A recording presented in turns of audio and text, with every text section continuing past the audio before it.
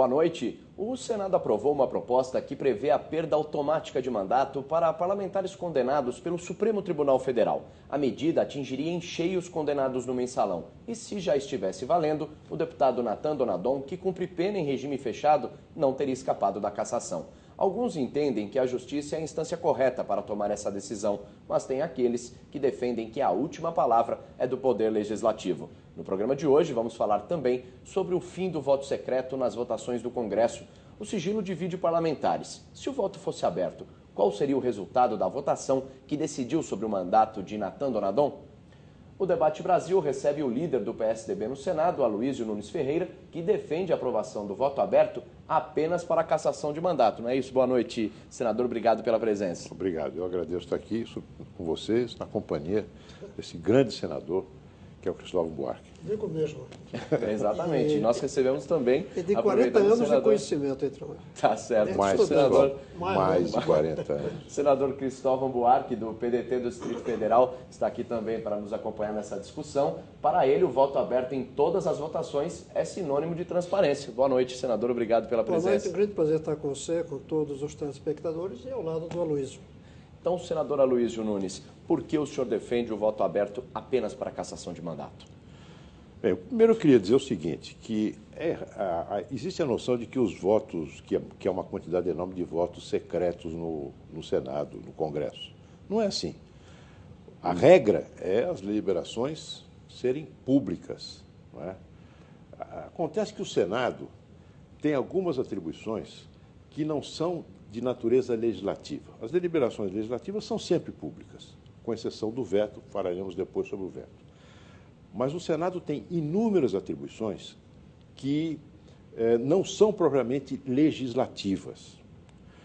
O Senado ele tem que referendar necessariamente nomes que são indicados pelo Presidente da República para ocupar funções institucionais que são funções, digamos, que devem representar o interesse geral do Estado e não o interesse de uma corrente política ou outra.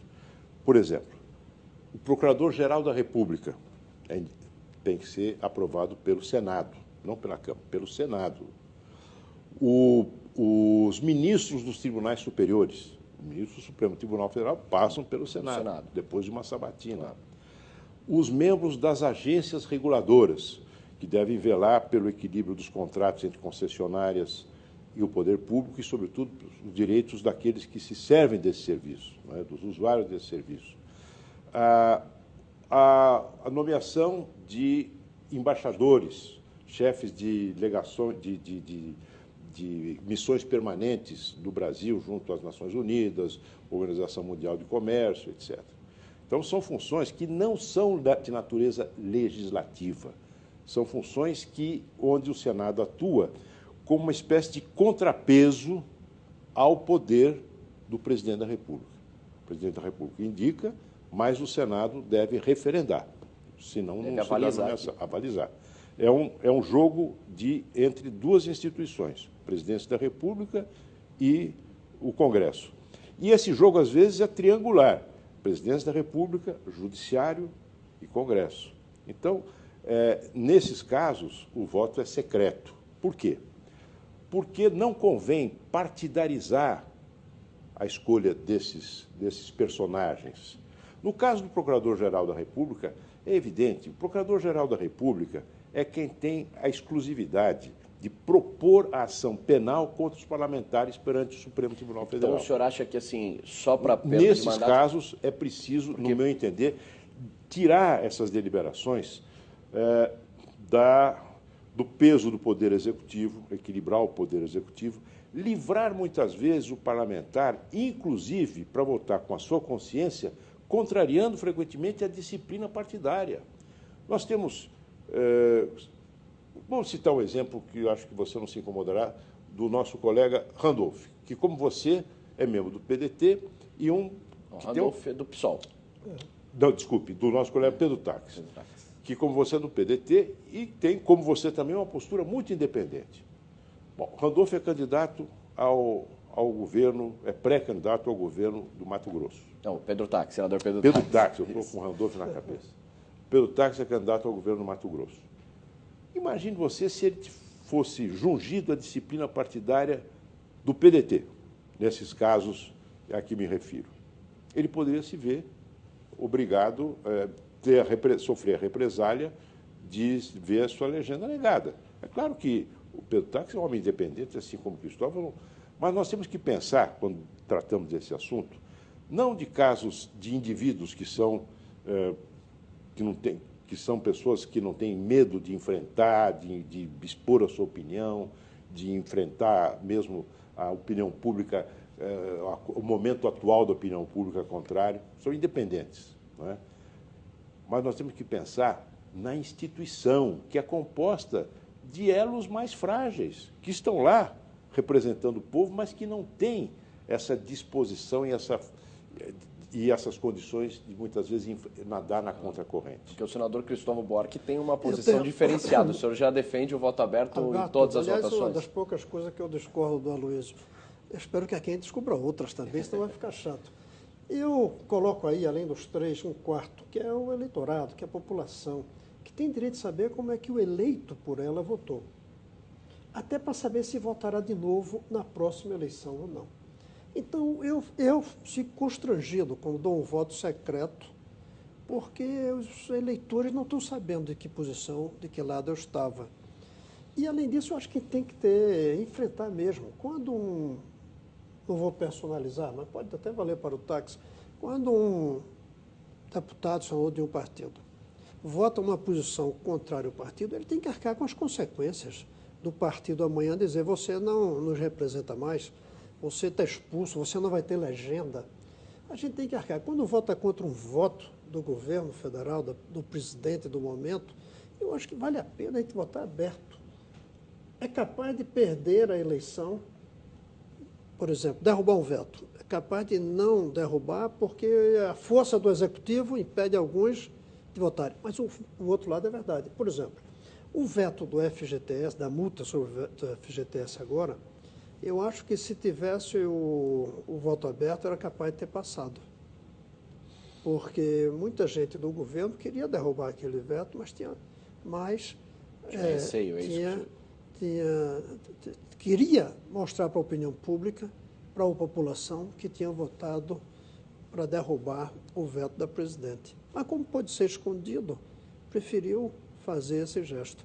Eu sou favorável, apesar de sentir que pode amanhã ter problemas. Mas se tem problema, por exemplo, votar contra um procurador que vai ser procurador, ou um ministro que vai ser ministro, e achar que ele vai nos perseguir por causa disso, não é isso. Aí as instituições estão erradas. É mais do que o procurador e o juiz, são as instituições que estão erradas. Mas, às vezes, as instituições podem perder o eixo.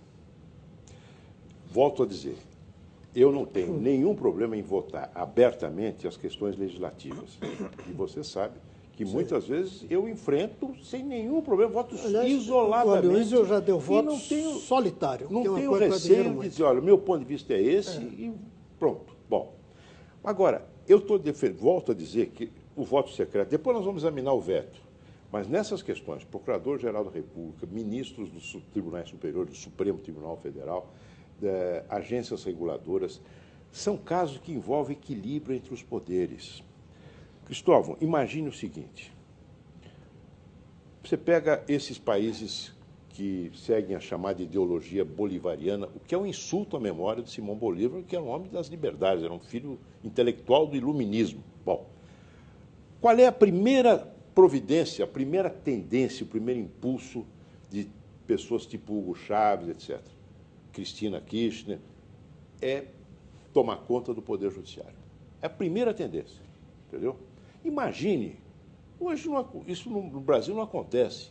Não é? Nós tivemos presidentes, depois da redemocratização, que foram respeitosos da Constituição, etc. Mas nada nos livra, Cristóvão, de um fenômeno semelhante aqui no Brasil. Isso. Um líder populista, entendeu? Especialmente nesse momento assim de grande desprestígio das instituições representativas, se elege presidente da República e imediatamente vem a tentação de moldar o Poder Judiciário à sua imagem e semelhança. E vai conseguir com o voto secreto. O voto secreto é mais fácil. Com o voto secreto, existe, eu estou falando dos elos mais frágeis, não estou me referindo a você e a outros, mas os senadores que queiram resistir às imposições do presidente, mas que, por outro lado, têm a fragilidade política, moral, ou a fragilidade que decorre, por exemplo, do fato de sermos representantes aqui no Senado de estados, todos eles, quase todos eles, falidos, que precisam de verbas federais. O risco desses senadores, com o voto aberto, engrossarem a onda, irem na onda de um presidente autoritário, referendando indicações para o Poder Judiciário que sejam nefastas para a democracia, é grande. Então, falando em judiciário, grande. Só um detalhe aqui, porque eu acho mais arriscado ele votar escondido do seu eleitor. Quando ele souber que o eleitor vai saber se ele votou a favor de dominar a justiça, mas aí é capaz tarde. Dele... Mas aí não, é tarde. Quando a voto. justiça dominada é tarde. Mas só vota se passar pelo Congresso e passa pelo voto secreto. Eu acho que a abertura do voto tem mais gente. O pessoal que tem medo, vamos dizer, eles vão ter mais medo do eleitor do que do presidente. Então, falando em judiciário, a Câmara desengavetou nessa proposta do voto aberto para todas as votações que estava... Eu prefiro não correr o risco, viu, Cristóvão? Eu em prefiro matéria não correr o institucional, risco de você deixar como eu, fomos perseguidos pela ditadura. Você, assim como eu. Você se lembra que quando a ditadura no Brasil se instaurou, a primeira coisa que eles fizeram foi caçar, aposentar compulsoriamente ministros do Supremo Tribunal Federal para impor nomes ligados ao regime militar. A mesma coisa aconteceu com o Superior Tribunal Militar. Vamos falar um pouquinho Só que o voto secreto, ao meu ver, ele protege mais o Executivo para tomar o Judiciário do que o contrário. Eu acho que o voto aberto vai dar mais força ao Judiciário, porque cada um da gente vai votar sabendo que o eleitor saberá em quem a gente votou. Então vamos falar um pouquinho da atualidade em relação à justiça, como os senhores estão falando, porque a Câmara desengavetou esse projeto do voto aberto para todas as votações, que estava parada desde 2006, e a Casa acabou aprovando a toque de caixa.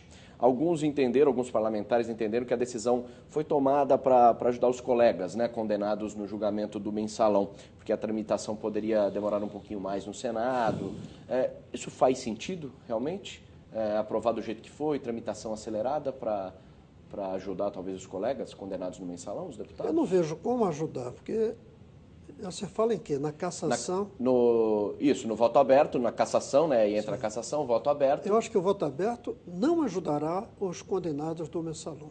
Ao contrário, eu acho que se o voto for secreto, eles serão mais protegidos do que se o voto for aberto. Por isso mesmo, eles queriam atrasar essa aprovação do voto aberto justamente para que eles não fossem assim julgados sem direito a recurso, que eles fossem lá no Congresso passasse por esse processo do voto aberto. Não sei se houve esse maquiavelismo, essa articulação, mas de fato a demora vai beneficiar os que estão aí. Embora do jeito que é a justiça hoje, eles vão alegar, e não vai faltar embargo infringente, entre aspas, de que a lei é nova e de que eles foram condenados antes. Vai se dizer isso. Fomos condenados antes, então a lei não vale para nós. Não poderia ser retroativo o voto aberto nesse caso? Que vão. O senhor acha, senador Aloysio, que poderia... Eu não disponho de um aparelho chamado sincerômetro para medir. Mas faz sentido? Pode fazer, porque, veja bem, eu defendo o voto aberto na cassação, não por causa de mensalão ou outra coisa, é porque quando eu voto pela perda do mandato de um parlamentar que quebrou o decoro parlamentar, eu não estou apenas julgando essa pessoa.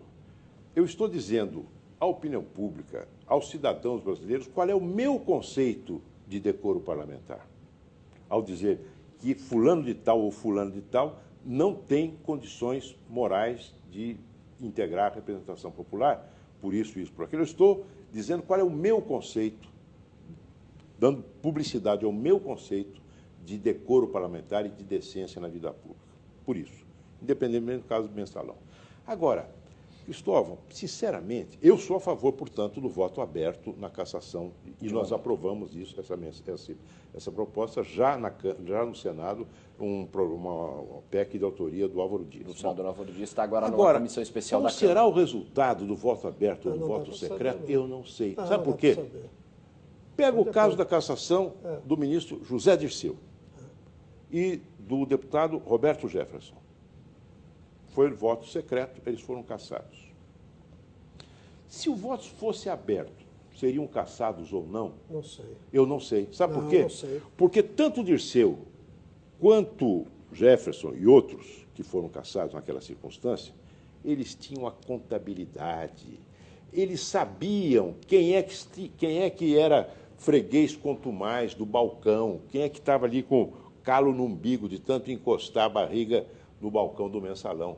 Então, alguém que tivesse sido cliente dessa prática, né, provavelmente não haveria de se expor publicamente sob pena de represália.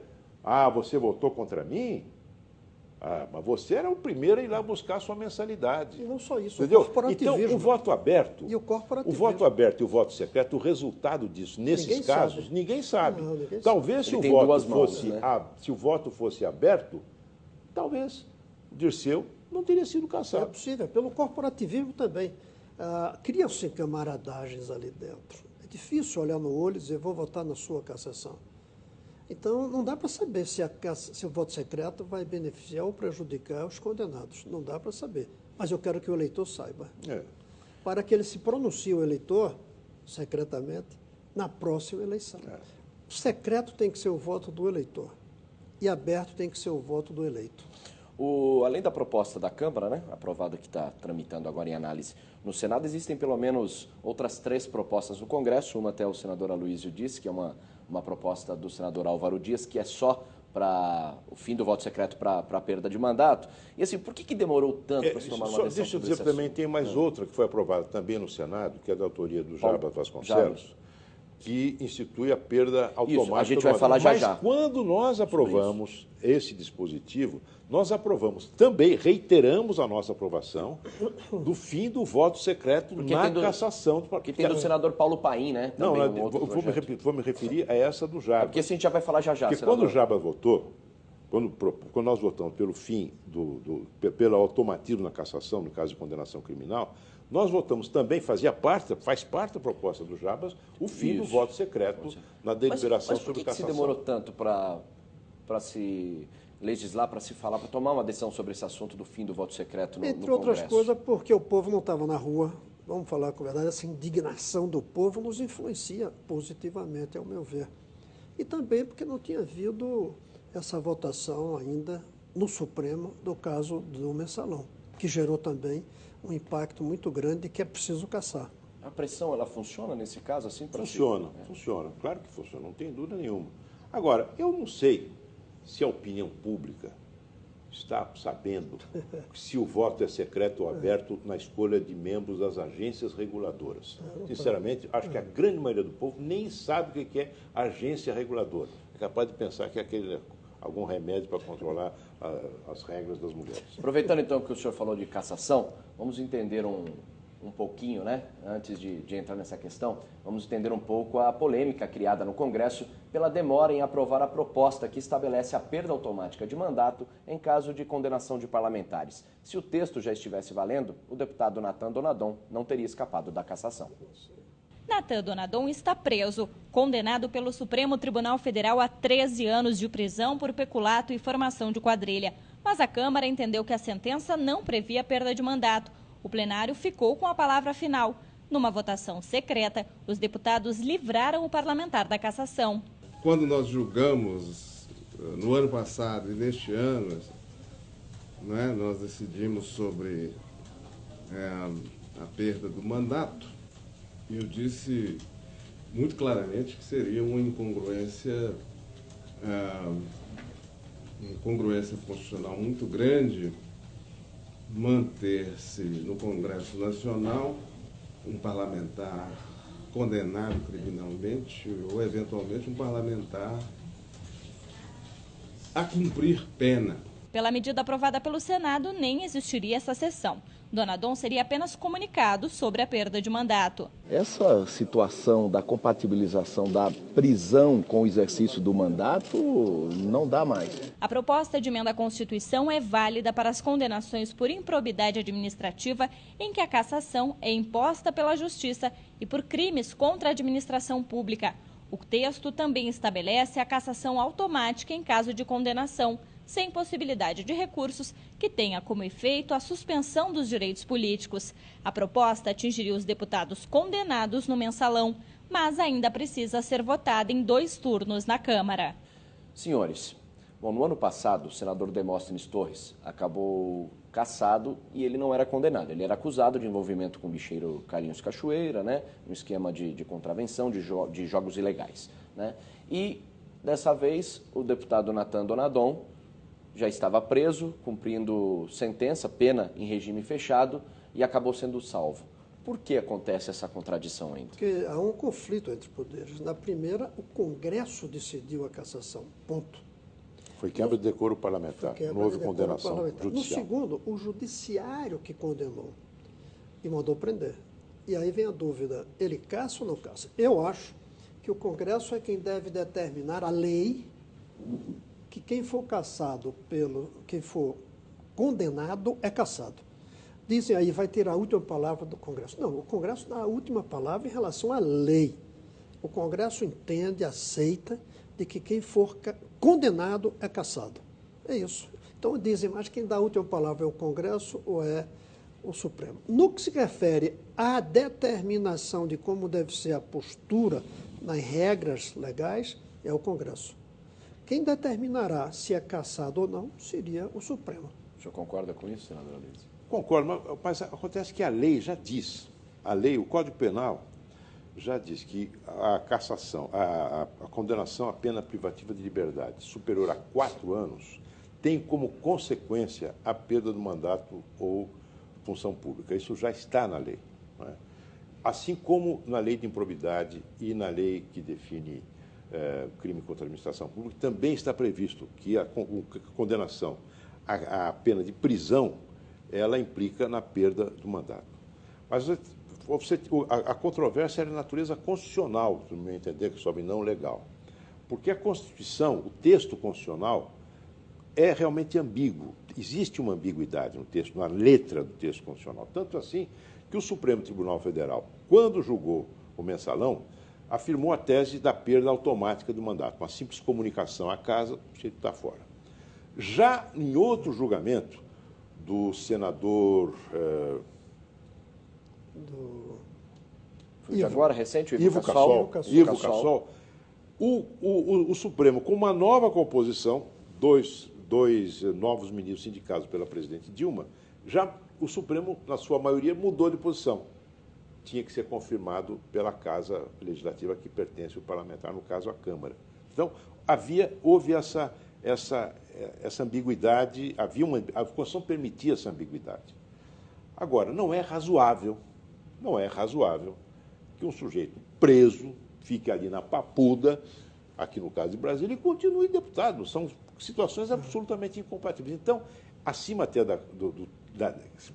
o princípio da razoabilidade levaria à primeira interpretação do Supremo. Foi condenado à pena de prisão, tendo que ficar preso, ou seja, acima de 4 anos, não dá direito à liberdade, a suspensão condicional da pena, está fora, mediante simples comunicação. Para suprir, para evitar esse tipo de conflito, que pela primeira vez aconteceu agora, depois da Constituição de 88, você pergunta por que só agora? Porque pela primeira vez essa questão se colocou no nível parlamentar, deputados e senadores, né? Foi por isso até que foi aprovada a PEC de autoria do Jabas Vasconcelos. Mas então, se em alguns casos o Senado ou a Câmara, né, eles vão poder decidir, outros casos, Donadon, não podem vir a acontecer? Não pode, por isso é que tem que ser aprovada essa emenda constitucional que elimina qualquer dúvida. A partir daí não vai haver mais dúvida. Não vai haver mais dúvida. Então o Congresso que decidiu que não tem mais dúvida. Os senhores acham que o Legislativo sempre fica um pouco na dependência do Judiciário para isso? Eles não poderiam acelerar ou já criar as leis antes, se antecipar ao Judiciário? Eu acho que tem esse risco se fosse nas primeiras instâncias, mas quando chegar ao Supremo, Eu creio que foi difícil a gente estar dizendo que 11 juízes vão decidir quem é e quem não é deputado ou senador. Ainda mais depois dos embargos infringidos. Isso é outra coisa, mas nem eles vão ser capazes mais. Então, o senhor não acha que o Legislativo fica, por exemplo, no caso do Demóstenes, tem um processo, né, que contra ele, esses e continuam. nem esperou, foi quebra de decoro. Não. Mas foi. esses continuam. Então, do Natan Donadon já não poderia, por exemplo, ter também se antecipado? Entendi. Porque existe uma quebra claro, de decoro. eu Nós entendo, temos outro não tem caso, dúvida. por exemplo, o deputado Carlos Alberto Leireia, do PSDB de Goiás, do partido do senhor. Está no Conselho de Ética, está em votação, existe um processo já contra aplicada ele. uma penalidade contra uma ele. penalidade. Mas Então, isso- o Legislativo não pode se antecipar, sempre Pode, fica na dependência. pode. Eu me lembro Deveria. de um caso que eu fui o relator, um caso na Câmara do Cristóvão. Um deputado federal, Talvani Albuquerque, que foi suspeito e suspeitíssimo de ter encomendado a morte da deputada Ceci Cunha, do Alagoas. Um grupo de criminosos de aluguel chacinou a Ceci junto com a família. Né? Esse deputado era suspeito, mas uma suspeita grave. Claro que você não podia comprovar que ele mandou matar, mas havia provas abundantes de que ele se relacionava com o tal assassino de aluguel, que ele sim foi preso e condenado. Eu fui o relator na Câmara e cheguei à conclusão que um deputado não pode viver na companhia de jagunços e matadores de aluguel. E essa minha tese foi acolhida pela Câmara e ele foi cassado. E só agora, depois de muitos anos, condenado pelo Tribunal do Júri em Alagoas. Mas eu estou dizendo, um caso em que o envolvimento com pessoas duvidosas, e no caso do Natan Donadon, mais do que duvidosa, certo, já é causa de quebra de decoro. O Donadon deveria ter sido cassado, na minha opinião, bem antes da condenação criminal. Cassado por quebra de decoro parlamentar. Você acha que nesse caso Porque existe a razão? Existe? Ah, né? claro que existe. Deveria ser cassado antes? Claro que também? existe, poderia. Os que defendem que a última palavra de cassação é do Congresso, o que eles dizem é, quando for condenado, a gente abre um processo de cassação. Então, no fim, a cassação será pelo Congresso. E se houver contradição com o Claro, se Donadon? houver contradição. Aí é desmoralização. Além disso, não há necessidade. Foi condenado. A falta de decoro foi vista por outra instância. Claro. Agora, nós é que devemos dizer, como está agora com projetos de lei, com a medida do Jabas, a PEC, nós é que vamos votar. Nós é que na palavra final de que todo condenado está cassado. A pressão... Mediante a simples comunicação por parte do Supremo Tribunal de que aquela pessoa foi condenada a uma pena privativa de liberdade por mais de 4 anos. E continua o processo, quando for necessário, de cassação intracorporis, como se diz, dentro do próprio Senado e da Câmara, dos que não têm comportamento digno. Que é outro dispositivo constitucional que prevê a perda de mandato por quebra do decoro parlamentar. A gente está falando de quebra de decoro, você falou também da pressão das ruas. Essa pressão das ruas, ela ajuda o Legislativo, pressiona para que se tome uma decisão mais rápida, que se julgue mais rápido os seus pares? Veja bem, eu acho que nenhum de nós deve, na hora de votar, se submeter a essa pressão de rua se tiver contra a consciência. Não, não deve. Aí a gente vota diferente das ruas e depois perde a eleição. Não tem problema, é para isso que a gente está ali, para ganhar e perder a Ou as eleição. ruas mudam de opinião também. Ou as ruas mudam de opinião, Pode se a gente tiver acontecer. liderança suficiente. Agora, o que está hoje nas ruas é interessante, não é por uma ou outra coisinha, não. É um sentimento muito mais geral. Não é, por exemplo, pela anistia, coisinha no sentido de específico. Não é pela eleição direta, é por um Brasil diferente. E aí tem que nos despertar, tem que forçar a abrirmos os olhos. E, lamentavelmente, não estão conseguindo abrir nossos olhos, do conjunto. Eu costumo dizer que nós estamos hoje desbussolados, sem linha clara de para onde ir, como tínhamos antes com as nossas visões e ideologias. Nós estamos sitiados pelo povo, mesmo que não vá para a rua fisicamente. O povo está indignado e nós estamos ainda muito indiferentes diante do que acontece. De vez em quando, põe-se algumas medidazinhas como se fosse para dar satisfação à opinião pública. Mas a grande reforma, a reforma que esse país precisa do ponto de vista do funcionamento de suas estruturas públicas, não estamos discutindo. Mas o que fazer? O povo sobe rampa do Congresso, picha, toma conta ali do parlamento e não acontece nada, quer dizer, então como que a esperança permanece, né? Como fazer com que isso funcione? A indiferença, aliás, permanece dos parlamentares? Como fazer isso? Eu também, eu não falo em nome da instituição, né? Mas eu acho o seguinte, eu acho que a gente tem que, no exercício cotidiano da nossa atividade parlamentar, procurar se sintonizar com aquilo que ele considera o melhor para o Brasil, que ele considera o melhor para os cidadãos, para aperfeiçoar a democracia, para vivermos num país melhor, mais justo. Eu acho que é no exercício cotidiano da atividade parlamentar, entendeu? São votadas ali pelas comissões, uma quantidade enorme de projetos de lei, e que muitas vezes não despertam o interesse da opinião pública, e que são, sim, muito importantes. Talvez até mais importantes do que os 10% do FGTS. Não é? Então, e que não despertam o interesse da opinião pública. O que a opinião pública, o que me pareceu evidente é que as pessoas querem uma política mais decente, políticos honestos, que haja um retorno, um retorno em termos de serviços públicos de qualidade do imposto que as pessoas pagam. Eu acho que é isso. Agora, as pessoas não vão estar constantemente nas ruas. Ninguém aguenta isso. Eu acho. O que é preciso é que haja um exercício cotidiano, paciente, buscando aprimorar, se expondo. Mas precisa de uma coisa a mais, eu acho. Nós precisamos perceber que estamos endividados com o povo brasileiro. Nós conseguimos ser muito ricos, mas não distribuímos bem a renda. Não resolvemos saúde, não resolvemos a educação, desviamos recursos. Quando eu digo desviamos, não é ele, nem eu, mas o sistema faz isso. O povo. Mas o sistema é composto de homens e mulheres, Cristóvão, entendeu? Mas homens eleitos conforme certas leis que a população não está satisfeita. Agora, o que é que acontece se continuar, a meu ver, um divórcio? Até porque o nosso cotidiano é lento demais em relação a essa dívida histórica, que não é dos atuais legisladores, é histórica, eu não boto século, mas boto da República inteira. Não fizemos o Brasil, que é melhor, apesar de termos feito um Brasil que é muito mais rico, e esse é um mérito. Então, essa falta de sintonia é que vai gerar, a algum momento, ou a gente perde as eleições e o povo vota contra, ou vota em nulo para todo mundo, ou o povo termina invadindo. Agora, o povo na rua, eu acho que manifestações de 100 mil, 200 mil, só tem de cada 5, 6, 10 anos. Agora, o povo na rua, ele está. Ontem invadiram o Palácio da Guanabara. Essas manifestações. Que é um horror, né? Não, mas ninguém para. Você invadir um palácio. Mas ninguém vai parar. Porque surgiu um instrumento que a política ainda não incorporou, nem a polícia. É um instrumento da organização de movimentos pela internet. Pois é, mas, não precisa mais de jornal, televisão. Se vai para a internet, vamos invadir o palácio, vamos arrebentar os vidros do Itamaraty. Eu não estou dizendo o que deve fazer, eu estou dizendo que é a realidade. Mas é uma realidade que nós temos que entender. Nós também não podemos ser lenientes. Muito bem, mas como é que... Você não pode dizer, tudo bem, invada o Palácio da Guanabara e arrebenta os vidros do Itamaraty. Não pode. Não pode. Mas eles têm o poder hoje de fazer. Tem qualquer grupo de 100 hoje para uma rua, parando uma rua para o aeroporto, para o porto. Hoje há esse poder na rua.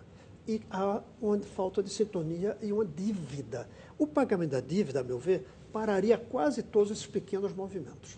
Alguns ficariam, mas aí seriam os grupos anarquistas que se descobrem como impedir. Hoje nós estamos sem perceber. Quem está hoje. É quem está hoje. Eu sei que com a cara mascarada não são só e eles, vai para a pancadaria. Não são só eles. Mas as pessoas que estão hoje acompanhando essas manifestações estão com medo de sair na rua por causa dessas pessoas. Isso. Então, por causa desse sujeito marombado, fortão, que vai mascarado. Mas o povo está querendo sair na rua. Então você vê, você mostra bem. Hoje o povo não está indo para a rua nem por outras razões. Não é porque está satisfeito, nem é medo da polícia. É medo dos anarquistas, vamos chamar assim. Mas está havendo isso. Não houve um vácuo muito grande entre a última saída às ruas e essa? Se houve o quê? Um vácuo grande entre a última cobrança... Não, vácuo de meses não é vácuo grande. Vácuo grande é vácuo de anos. Então, de anos, mas não... Então não está havendo de anos. Mas o senhor lembra... Faz 3 meses. Mas e antes desse... Antes? Do junho, né? Que estourou a onda de processo. Eu só me lembro mesmo das diretas. Só me lembro mesmo das... Não houve um vácuo muito grande da própria sociedade? Houve, é verdade. Agora que eu entendi. Você tem razão. Houve um vácuo grande porque a gente foi... É uma palavra muito forte. A gente foi enganando com as coisinhas pequenas. Pessoal, eu não me sinto assim, nem você. Mas o que está fazendo na educação... Eu tenho, eu acho que as instituições, nós, não é bem assim. Quer dizer, é saber quem é quem. quem que está errando e quem Mas está tem uma maioria acertando. que está errando. Sim, eu, por exemplo, sou contra o governo atual. Acho que o governo atual, o governo do PT, erra muito mais do que acerta. Mas então, na a gente minha pega... ação política, eu não estou trabalhando no mundo das instituições anônimas. Eu estou me colocando para mudar os rumos do atual governo.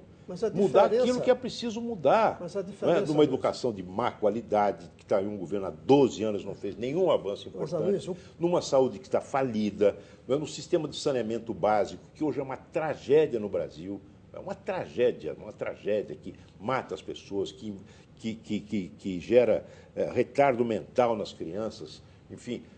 Eu sou contra isso, estou brigando contra isso para mudar isso. Eu não estou assim Mas sabe qual é a diferença entre nós? Sim. É que você fala como se esse tivesse criado isso. E já vem de antes. Sim, os anteriores não fizeram. Mas nós estamos aqui hoje, Cristóvão, no dia 23 de setembro de 2013. Mas eu estou contra então, isso. A ação tem que ter, a ação política, ela tem que ter um objetivo, ela tem que ter um norte. Eu não posso simplesmente dizer as instituições estão todas erradas. Não estamos tendo porque norte. Eu não estou errado. Eu não me considero. Eu não sou cúmplice claro dessa situação, como você também não é. Eu acho que todos nós somos, eu não sou. Nos últimos 50 anos, não somos nós de hoje, não. Nos últimos 50 anos, nós, os líderes desse país, não fizemos o dever de casa. O senhor acha que o parlamento foi omisso, senador Cristóvão? Não é só o parlamento, os executivos mais. Tanto você disse, estamos criando criancinhas que não conseguem desenvolver o cérebro. Não foi só esse governo. Esse governo é culpado porque prometeu resolver isso. Tem 12 anos e não fez o suficiente. Mas o governo Fernando Henrique Cardoso deu passos tão pequenos quanto esse. Pode ser. Então é uma coisa mais ampla a dívida nossa. É aí que eu me incluo, não é individualmente, não. Faço meu deverzinho de casa. Mas não consigo a liderança de convencer os outros. Então eu tenho minha falha como também. se corrigir isso? Você foi um excelente governador aqui em Brasília. Você fez coisas muito positivas. Você fez o negócio da Bolsa Escola, que foi uma iniciativa sua. Você fez um troço importantíssimo. Gustavo Buarque foi governador do Distrito Federal entre 95 e 98. Sim, mas isso criou regras civilizatórias do trânsito, etc. Você fez. E não consegui entendeu? fazer permanente. Eu saí e acabaram. Então eu tenho minha falha. Tem que sair brigar. Sim, mas se o sujeito veio depois de você, desfez, você o que você tem que fazer, como você tem feito, é se opor a essa gente. Mas veja bem, eu não consegui me reeleger. Eu acho que essa falha é minha. Quando você não é reeleito, não é só o seu opositor que conseguiu. Você cometeu erros, falhas. Pode ser. Eu acho que nós, os líderes desse país, não estamos dando as respostas necessárias para pagar a dívida histórica que o Brasil tem com o seu povo. Eu, pessoalmente, procuro pagar, assim como você. Procuro pagar ao máximo a dívida social. Eu trabalho para isso. Eu também. Você também. Mas não estamos conseguindo. Não, acho que não. Acho que não. Porque não é a gente que paga, a gente faz o esforço de pagar, mas quem paga é o conjunto. O senhor acha que está conseguindo por quê? O senador ou não está conseguindo por quê? Pagar a dívida social. O sentido maior da minha vida política até hoje, da minha geração, foi conseguir um país democrático. O Brasil hoje, desse ponto de vista, é muito melhor do que o Brasil onde eu despertei para a vida pública no início dos anos 60, até antes do golpe. O Brasil hoje é muito mais democrático do que era antes do golpe de 64. Não é? Nós conseguimos resolver um problema gravíssimo, que era um enorme descontrole de contas públicas, o orçamento era uma bagunça, o orçamento público das famílias. A estabilização da moeda foi uma coisa muito importante, uma conquista do presidente Fernando Henrique e de todos nós. Eu creio que a mudança, a transição PSDB, PT, promovendo uma alternância do poder que muitos achavam que era um desastre. Eu via um determinado capitalista lá em São Paulo dizendo que ia repatriar ia mandar todo o seu dinheiro para fora se o Lula ganhasse a eleição. Lula veio, assumiu e cumpriu a sua etapa do governo com uma marca que ele deixou, que é colocar na agenda do país a questão da pobreza absoluta e a luta pela sua eliminação. A presidente Dilma, infelizmente, na minha opinião, governa no curto prazo com medidas ad hoc, sem nenhuma... Mas eu me dediquei a isso, apoiei o que tinha que apoiar, inclusive no governo Lula, não é? Olha, fui ministro do Fernando Henrique, ministro da Justiça. Me dediquei ao meu trabalho em São Paulo, com o Serra, na prefeitura, fizemos coisas importantes, outras não fizemos, mas, enfim, o que eu digo é o seguinte, eu me esforcei ao máximo, me esforço ao máximo para dar conta do recado. Eu também, tanto assim que eu estou aqui debatendo, mas veja bem, sabe qual é a diferença entre nós? Só uma. Pode parecer brincadeira, Agora, mas eu posso não ter é. errado, evidentemente, Não, porque não, quando a não é gente se você. elege, você não tem na cabeça todos os assuntos que vão, não pode prever tudo aquilo que vai ser submetido à sua deliberação. E você acerta, Mas, você Aloysio, erra. a diferença Portanto, é o o rumo. horizonte de estudo, de consideração nosso. Você vê, por exemplo, é claro que nossa geração conseguiu acabar a ditadura, fazer estabilidade monetária, levar para o Brasil inteiro. E foi Fernando Henrique que começou o programa de transferência de renda, o Lula apenas ampliou. Nós conseguimos fazer esse país a sétima potência, teve a ver com a estabilidade monetária, mas também teve a ver com o aumento do salário mínimo real, tudo isso. Nós conseguimos. Só que eu penso o seguinte, eu vejo no horizonte mais antes, nós não conseguimos impedir o golpe militar. Eu vou para trás. A classe política brasileira, e a gente era menino na época, muito jovem, não tem culpa nenhuma daquele golpe, mas nós, a classe política brasileira, não conseguiu impedir um golpe militar. Depois fomos atrás e consertamos a nossa fragilidade. Mas não demos o salto de que a educação brasileira, a saúde brasileira, a honestidade, a ética na política brasileira esteja igual aos países que deram certo. Então, nós temos uma dívida. Eu digo nós. É verdade que Agora, temos. você faz esforço, tem muita gente ali que faz esforço. E, às vezes, não é por falta de esforço, é por alguma falha que a gente tem, até mesmo do eleitor, que muitas vezes vota pela continuidade que está aí. Eu, hoje, acho que, apesar de toda indignação, o próximo Congresso não vai ser melhor do que esse, não. Eu não vejo tanta vontade da opinião pública de votar em algo bem diferente. Não, não vejo. Modificar, o senhor acha que não modifica? Não vejo. Na o hora cenário do H, Senado, na hora H, não vejo, não prevejo grandes mudanças. Uma renovação, né? O senhor não, Não vê uma prevejo. renovação grande? Vai ser uma surpresa muito grande para mim se a gente conseguir a renovação. Nós estamos chegando, já se encaminhando para o fim do programa. E, senador Aloysio, líder do PSDB no Senado, queria que o senhor fizesse suas considerações finais. Bem, eu não sei, nós falamos de tanta coisa, vemos até, e o que é bom com o Cristóvão, porque ele sempre expande os horizontes de uma discussão, né? Agora, eu quero dizer a você o seguinte, eu sou otimista. Se eu não fosse otimista, a nossa capacidade de mudar as coisas, e quando eu olho para trás e me vejo um menino de 20 anos, quando conheci Cristóvão, e hoje um homem de 68 anos, eu acho que o Brasil mudou para melhor, para muito melhor. Não é? É claro que ainda há muita coisa para ser feita e nós estamos aqui para fazê-la. Agora, eu quero dar um passo agora diferente, que é mudar o governo atual. Eu considero que a presidente Dilma não está dando conta do recado. A inflação voltou, a educação está estagnada, a saúde está um caos. Ela conseguiu, como disse o Serra agora, ela conseguiu arrumar petróleo sem poço e estrada sem pedágio. Não é?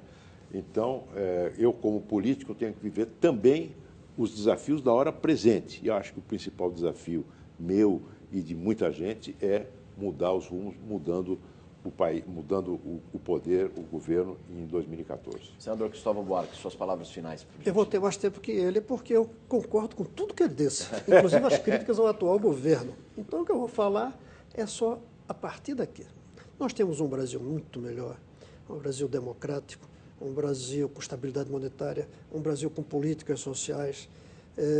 Com uma imprensa independente. Com uma imprensa independente. Agora, nós ainda não temos duas coisas fundamentais. Uma sociedade com um mínimo de justiça social, com serviços públicos de qualidade e uma política honesta e sintonizada com o futuro. Não vamos dizer a opinião pública, não. Com o futuro, com o Brasil que a gente quer para daqui a 30 anos. Esse é o desafio. Esse desafio cabe, sobretudo, a nós que somos parlamentares ou estamos parlamentares.